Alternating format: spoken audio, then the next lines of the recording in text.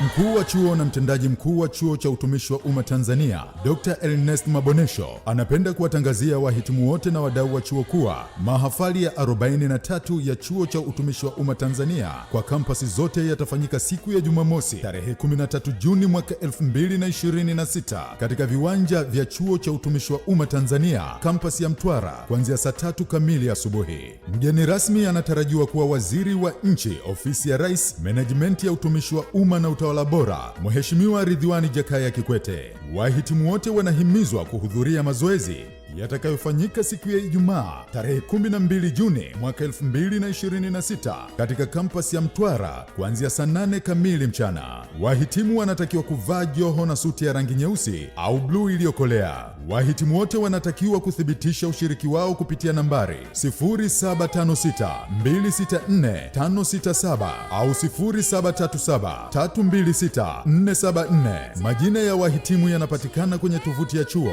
www.tpsc.go.tz.